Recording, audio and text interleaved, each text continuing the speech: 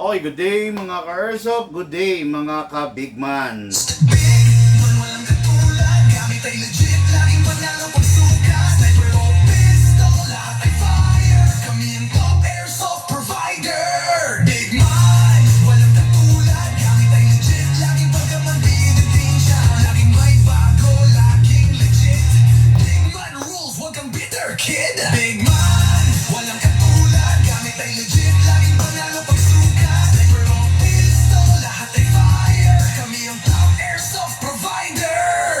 Okay, good afternoon po sa inyo lahat. Ngayon po, review and unbox tayo. Daily review and unbox na ginagawa natin sa araw-araw para sa ating mga ka-Airsoft. Nasaan yung info dito? Ito. Okay, shoutout po. Shoutout, good day and good afternoon, Robert Makapundag of General Santos City. Hello po sa iyo, Sir Robert Makapundag of General Santos City. Siguro dun sa lugar nila, hindi ko lang sure kung saan ba nangyayari itong habagat, no? Itong monsoon na nararamdaman natin. Sa kasalukuyan, nag-cancel kami ng delivery sa lugar ng Quezon City at saka sa lugar ng Pasig. Kasi based dun sa mga bali-balita na napapanood namin, baha, no, kasalukuyan, baha ang Maynila, ang Dapitan, ang Quezon City, no, baka makadagdag pa tayo sa mga mabibiktima ng kasalukuyan na baha, no. Kaya mas minabuti po namin na wag po muna i-reschedule na lang po some other time yung mga delivery dyan sa mga area na yan, no. Okay, shoutout, good day and good afternoon, Albert Cruz of ano ito?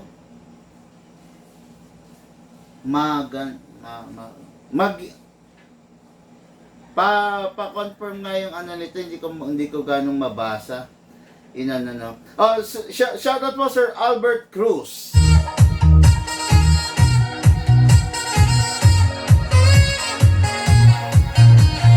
Okay, unit ng ating ka-Airsoft, Robert Makapundag is the budget meal na M4A1 carbine na rifle, long rifle, no? So, what is good and special about this? Malalaman po ninyo in just a while. Then, shoutout po, Sir Albert Cruz. Ito po yung unit niya, the 2011 STI. Kung makikita nyo, executive. Okay. Okay, this is a China brand, pero may mga pinalitan tayo rito sa loob nito para mas maging maayos, no? Mas maging maayos ang response, ang durability, no? Mas accuracy, no? May mga pinalitan po tayo rito, mamaya di-discuss natin lahat 'yan. But for now, start po tayo ng ating review and unbox.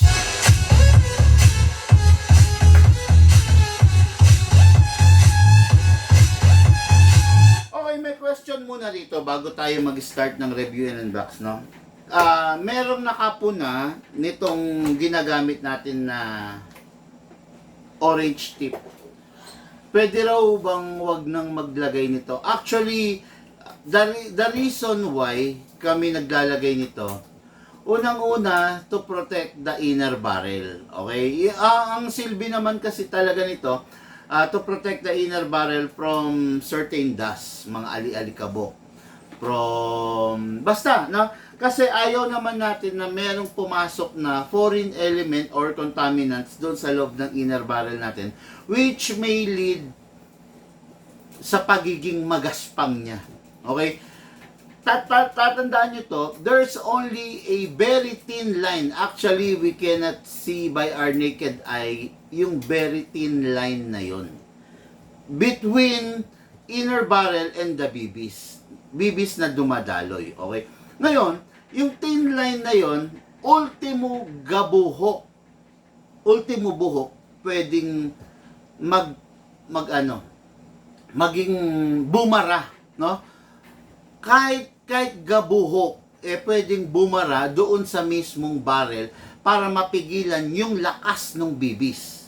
O, yan ha. Kaya ayaw natin na gumaspang yung barrel niya. Alam niyo yung barrel, yung inner barrel natin, dapat yan hanggat maaari madulas, dapat yan shiny. Para pagdaan ng bibis natin dyan, hindi siya mapipigilan ng inner barrel. Okay? Yan yung silbi niyan. Ang silbi nito is to protect the inner barrel from foreign element like alikabok, like mga buhok, like kung ano-ano, no, na gumagala sa hangin. Plus, kaya gumagamit nito, isa to para yung airsoft, kasi kung tutuusin, di ba? Kung tutuusin, kung titignan nyo, ha? Okay, kung titignan nyo to, parang ano siya. Kung titignan nyo ngayon tong airsoft, mukhang totoo. Tama ako, di ba? Mukhang totoo siya, so kailangan natin ng isang pagkakakilanlan. Ngayon, pag nilagyan natin ito, ayan, orange tip, pag nilagyan mo niyan, yung viewers na nanonood, ma-identify niya na, okay, hindi naman pala totoong baril yung dinedemo, di ba?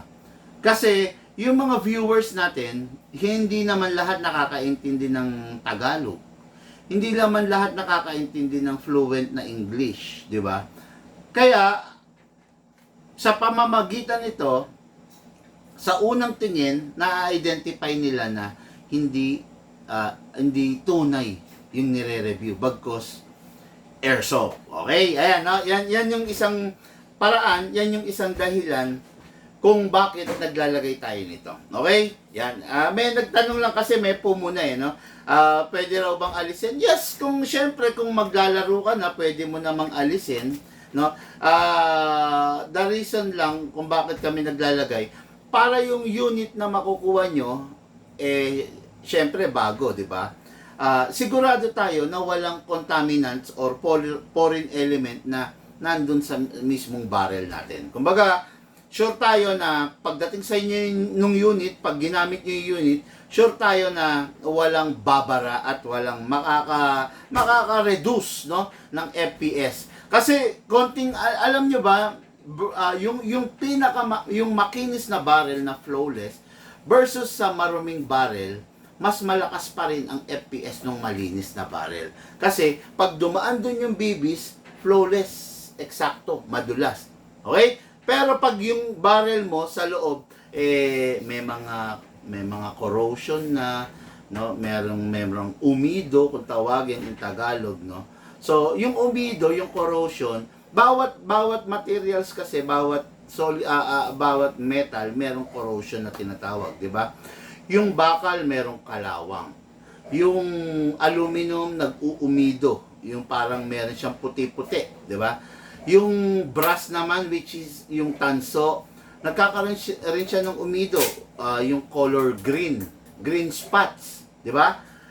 Sa stainless, although stainless, nagkakaroon pa rin ng umido, puti-puti, di ba? Yun yung parang kalawang niya na eventually sumisira doon sa metal. Kaya yun ang gusto nating protektahan. Okay? So, ngayon, dire-diretso tayo. Unahin natin yung pistol ng ating Airsoft Albert Cruz. What is good and special about this? Sabi ko nga sa inyo, actually itong China lang to, no? Pero itong unit na to is napaganda because dun sa structure niya at saka dun sa mga upgrades na ginagawa sa kanya. Okay? Kung tutusin kasi makikita niyo, solid na solid yan. Actually, bulky nga siya. Napakasarap niyang hawakan, no? Tapos, bukod sa solid, maganda naman ang materials na ginamit. Kasi, hindi naman common China. Meron kasing low-end China, meron mid-end China, meron din namang high-end China, no? Yung high-end China, halos maiko-compare na rin natin sa mga Taiwan. Magandang klase naman na sila dahil hindi na katulad ng low-end na malalambot yung piyesang ginagamit. Well, in fact, itong unit na to, upgradean mo lang ng napaka-ayos na upgrade, mag-e-enjoy ka na. Number one, kung makikita nyo, yung barrel niya naka-fix. Yan. Ito, ano lang to. Kumbaga, paano mako-consider natin na high-end China to? Okay? Kasi merong low-end China, merong mid-class China, merong high-end China. Ayan, kung makikita nyo, naka-fix outer barrel.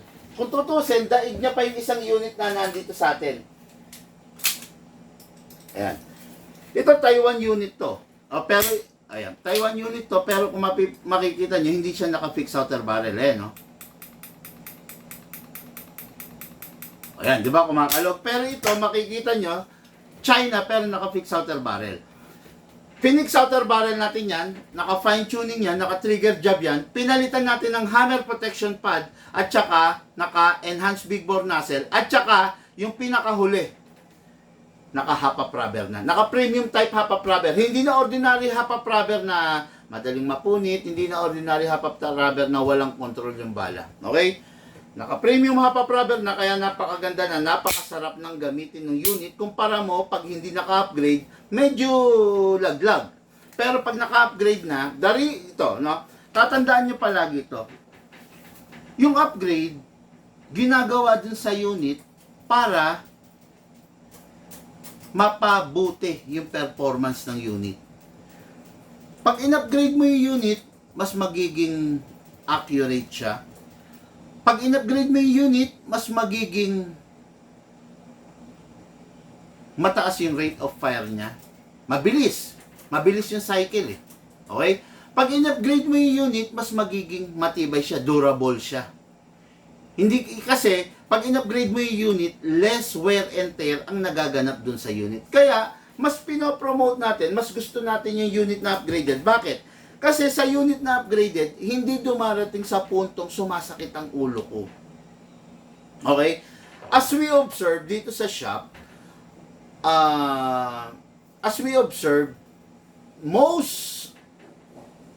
karamihan sa pinapa-repair, hindi naman sa amin nabili. Karamihan na pinapa-repair dito sa shop is sa iba binili, tapos sa amin lang ipinapa-repair. No? Maybe, isang dahilan kung bakit sa amin pinapa-repair, walang makuhang pyesa yung binilhan niya. Pangalawa, hindi na sila in good terms. Siguro, di ba? Hindi ako nagsasalita ng tapos, pero maybe, hindi na sila in good terms nung binilhan niya. Pwede yun. Marami kasing dahilan, no? Hindi na sila in good terms, kaya ganun na nangyari. Sa amin na lang pinapa-repair. Or naiinis na siya rin sa binilan niya. Di ba? Ngayon, itong unit na to, talagang matagal nang pinapangarap to ng ating ka-airsoft. In fact, itong unit na to is masasabi natin na paano ba sabihin to? Masasabi natin na pinag-ipunan talaga ng gusto. No? Kasi, last year pa nag-i-inquire sa amin itong tao na to. November pa nag-i-inquire to. So, every dinedemo na unit, tinatanong niya magkano yan. Dumating sa point na nakita ko yung chat, sabi ko medyo mahaba na. Sabi ko sa tao ko, kunin nyo yung number niyan, mag-advise tayo. No? Yung pag-advise kasi, mas maliliwanagan ka ron eh. Imbis na naguguluhan ka kung ano yung dapat mong kunin, kung ano yung bagay sa'yo, pag in-advisean ka namin, malamang sa malamang, mas maiintindihan mo na, di ba? Ayun, nag-advise tayo dun sa may-ari nito, na ganito, ganito kunin mo, kahit hindi ka naman masyadong mahal ang kunin mo, basta 2011, mag-enjoy ka naman. So, ito na. Nasa harapan nyo na po, the STI Executive 2011 full upgrade version ng inyong lingkod. Okay, so out of the box, naka-upgrade naman yung front sight nito. Mapapansin nyo, optic na. Pero yung rear sight niya, conventional bomber sight adjustable. Okay, then pivot tail, syempre, nandyan na talaga yan. Then, the trigger, adjustable trigger, hammer, lahat nandyan na, pati the magwell. Ngayon, ang ginalaw natin dito yung laman loob. Okay? Inayos natin yung fixed outer barrel, naka-fine tuning, naka-trigger job, naka-hammer protection pad, naka-hop-up rubber, at saka naka-enhance into a big bore nozzle. Kaya, yung FPS nito, nagtataka kayo, ba't parang mataas yung FPS? It is because naka-upgrade. Yung unit na hindi naka-upgrade, yung unit na hindi naka-upgrade, hanggat maaari, ayaw nating itaas yung FPS. Kasi, masisira lang yung unit. Ma-agitate lang yung pagkasira. Imagine nyo na lang, kumakalog yung barrel ng ganito. Kada putok kumakalog yung barrel. Darating sa point na palakas ng palakas yung pagkalog ng barrel niyan. Okay? Kaya, hanggat maaari, ini-eliminate natin yung pagkalog ng barrel. Kasi, ina-upgrade natin yung unit eh. Kung umakalog yung barrel mo, tapos in-upgrade mo pa, pinalakas mo, mas pinapadali mo lang yung pagkasira ng unit. Okay? Kaya iniiwasan natin yon. Ngayon, ito po yung unit natin kay Airsoft Albert Cruz. Demo test fire natin. Siyempre, kuha tayo ng silicone oil. Sa silicone oil, hindi po tayo nagpapabaya. Napakamura lang ng oil para tipirin natin sa oil yung unit natin. Okay? Press the valve, pindutin, saka natin isprayan. Okay na yan. After that, dito sa ilalim, spray. Kunin natin ngayon yung unit kasa ilock manually. Sa gilid, sprayan po natin dito. Okay, then sprayan din po natin dun sa loob, dun sa itim, sa nozzle. Okay. Yan. Tatandaan nyo mga ka-airsoft pa, iba ang big bore nozzle, iba yung enhanced big bore nozzle. Okay? Yung big bore nozzle, ibig sabihin, big bore na siya. Yung enhanced nozzle, ibig sabihin, ordinary nozzle lang siya ganito. Stock nozzle lang siya. In-enhance lang natin. Nilakihan natin yung butas para maging big bore. Okay? Magkaiba yung, pag sinabing, yung unit naka-big bore nozzle, naka-big bore na yon. Pero pag sinabi, yung unit naka-enhanced nozzle, ibig sabihin, ordinary nozzle lang siya. Nilakihan natin yung butas para hindi man lumaki kasing laki ng big bore, pero halos lumaki. Okay? Yung ganun yan, ha? So, ito yung unit natin kay Airsoft. Siyempre, may silicone oil na maglalagay tayo ng green gas. Sa green gas, ako lang yata nagtuturo nito. Hindi ko lang alam kung tinuturo rin ng iba, no? Meron tayong iba't ibang klase. Meron tayong 12 kg, merong 14 kg, meron ring CO2 gas, no? Pag ang unit mo, hindi ka sigurado, gamitan mo lang siya ng green gas. Kasi yung green gas, yan ang standard na oil ng lahat. Okay? So, green gas, ang gagamitin mo sa kanya para makasigurado ka na wag naman masisira yung unit mo. Ngayon, merong mga unit na capable of 12 kg. Yun yung mga mas high-end. Yun yung mga mas matataas ang klase ng upgrade. Okay? Ngayon, maglagay tayo. Upside down, press down. 1, 2. 2 seconds lang. Bakit 2 seconds lang? Kasi yung Airsoft natin is upgraded version na po. Pag stock version, maglalagay tayo 5 to 7 seconds. Pero dahil upgraded version to, 2 seconds lang, enough na po yun. Yung 2 seconds na ilalagay natin, eksakto na para ma-power niya yung unit, yung full rounds ma-power niya, and at the same time, makapag ano pa siya, makapagpaputok pa siya ng mga ilan pang magazine. No? Normally, yung 2 seconds na nilalagay natin sa magazine, dahil upgraded nga yung unit, pumapalo minsan ng 40, 50, up to 60 rounds sa mga 2011. Imaginein mo, ang laki ng bore ng nozzle tapos mga 60 rounds pang inaabot. Di ba? Ibig sabihin, hindi siya, yung upgrade natin, effective siya, it is because napapatipid niya yung unit. Pero nang hindi bumababa yung FPS. Okay? Ngayon, maglagay tayo ng bala. Bala using a reloader. This is a speed loader. Kung meron ka nito, mas maganda. Kung wala ka nito, medyo mahihirapan ka kasi pa isa-isa mong ilalagay yung bala. High Kappa, merong 27 full rounds. Takin natin pababa to. Place your other thumb here. Although, delikado. Nakita nyo? Nakita nyo ha? Yun ang iiwasan ninyo. Buti na lang, nakakalang yung other thumb ko, dito siya tumama, hindi dito.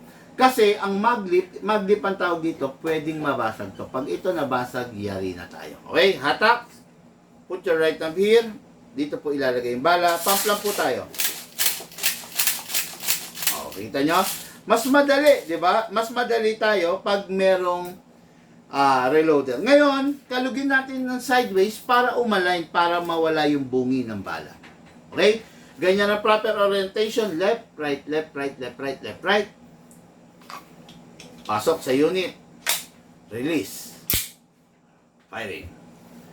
Mga Airsoft 2011 Executive Unit natin kay Airsoft. Firing.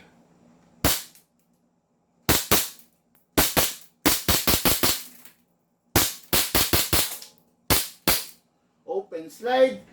Kasi po wala na po siyang bala. Next thing to do, release the magazine, then release the slide. Then rest the hammer by pressing the trigger. Ito pong unit na to, ready po for packing and syempre po, ready po for shipping para sa ating Airsoft, Albert Cruz. Maraming salamat sa iyo. Bossing, ito na po yung unit mo. Pack na po natin. Okay?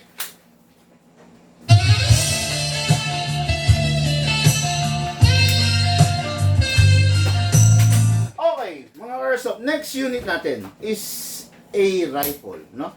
Unit natin kay Airsoft, Robert Makapundag. Ang haba ng rifle. Sa isang rifle, the more na bumahaba, the more na nagiging pino at the more na lumalakas. Yan ang karakteristik na meron ang isang rifle. Okay? The more na humahaba, the more na nagiging accurate siya. Ngayon, ang isang rifle, merong hard polymer, merong full metal, which is alloy zinc. Ito na po yun, full metal. This is a black rifle. Ang suggest ko lang, ingatan sa mga gasgas. Kasi ang isang rifle, syempre, the more na nagagasgas, the more na pumapangit yung itsura. Diba? Kaya, since mahaba to, the more na prone siya sa mga sabit-sabit. Diba? Kasi mahaba eh. Pag maiksi naman yung rifle mo, mas madaling kontrolin. Kaya lang, what is good and special about this, ang liit lang ng receiver niya. Oh. Ang sarap. Oh. Di ba? Ang sarap. Oh. Hindi katulad ng ibang rifle, matataba. Ang hirap sakmalin. Okay? Yan. Pag dito mo naman nahawakan, medyo awkward kasi, medyo pangit kasi ang haba niya. Di ba? Am I correct? Pero pag dito mo hawakan, mas kontrolado mo yung rifle. Sa mga movement, left and right, up and down, di ba? Mas kontrolado mo siya. Ngayon, itong rifle na to, masasabi natin na malakas na, hindi na kailangang i-upgrade. Kasi nga, actually may kargang upgrade to. Kaya lang, ibig ko lang sabihin, hindi na natin kailangang abutin pa yung limit niya dahil sa katangian niyang mahaba, dun pa lang sa pagiging mahaba niya, may dagdag lakas na yun Kasi ang haba ng magiging buwelo ng bala bago siya lumabas. Di ba? Yung bala kasi natin, paglabas sa barrel, stand alone na lang siya. Bahala na siya. Ngayon, kung may hangin, pwedeng ma-reduce yung lakas niya. Pero ibig sabihin, bago siya makalabas, nakabuelo siya ng gusto. Kaya importante na ang inner barrel natin is palaging malinis. Okay? So, ito yung unit. Ngayon, itong unit na to, makikita nyo, adjustable. Press lang to. Di ba? Nahahabaan, naiiksian. Okay? Nilalagay yung battery dito. Modern type of rifle to kasi yung mga hindi modern, paano ba sabihin to? Pag yung unit mo hindi modern, mga classic, mostly dito nakalagay yung battery. Pero dahil ito modern, dito lang. Atakin nyo lang to pababa. Okay. As easy as that. Ngayon, this is the butt tube. Okay. Okay. Yan na. Dali. Okay. Tapos, kunin natin yung battery. So, this is the battery. Ipapasok sa butt tube.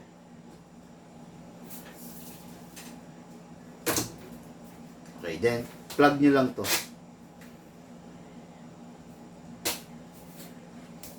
Okay. After nyo ma-plug, i-secure nyo lang yun, no? Secure nyo lang lahat ng wire. Kasi kailangan ma-secure yung wire para wag maiipit. Then, balik nyo to. Yan na. Single fire. Rapid fire. Ayan, okay? Ayan. Ngayon, ito na. Meron ng magazine ito na lang muna. Okay. Ang magazine na kasama nito is a metal magazine. Ganito. Ang isang magazine is 300 rounds. Ang magazine merong spring type na injectable, merong kamot type na buhos na binubuhusan. Ito kamot type ang kasama nito. Buksan nyo rito sa ibabaw, buhos nyo lang to. Okay, 300 rounds kasya dyan. Pag napuno na, isara ninyo. Tapos may winding gear kung tawagin kamot, kinakamot. Kamot nyo lang hanggang sa mapuno na ng bala rito. Yung bala na nandito, itutulak niya papunta sa unit. Okay? Yan.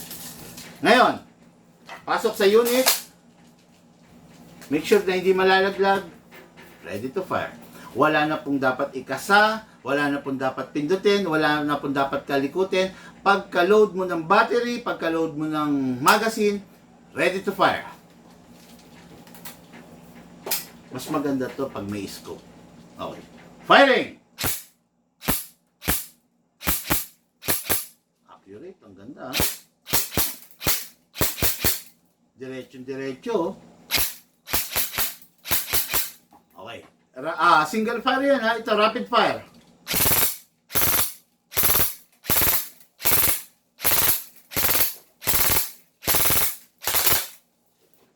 Sarap, di ba? Okay. Every time kang matatapos maglaro,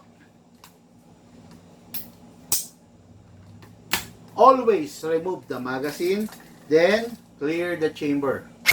Then, ito na, rest the spring. Lagay sa rapid fire, press ng 1 second, then single fire, ulit. Then save. Okay? Yan. Yung unit na to, napakaganda, napakasarap. Unit ng ating airsoft, Robert Makapundag. Ito na po yung unit mo, ready for packing and ready for shipping.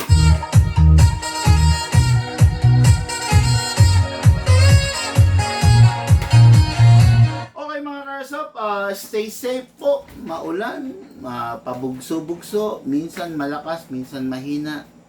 Mag-ingat po tayo, no? Kung wala namang importanteng gagawin, huwag nang lalabas ng bahay. Kung wala namang kailangang bilhin sa labas, mag-stay na lang tayo sa bahay, at least safe tayo. Okay? Maraming salamat po. Lahat po tayo nagmula sa iba't ibang larangan, pinagbuklod, pinag-isa ng iisang libangan. Yun po ang paglalaro ng airsoft, hatid po sa inyo ng inyong lingkod, Pigman.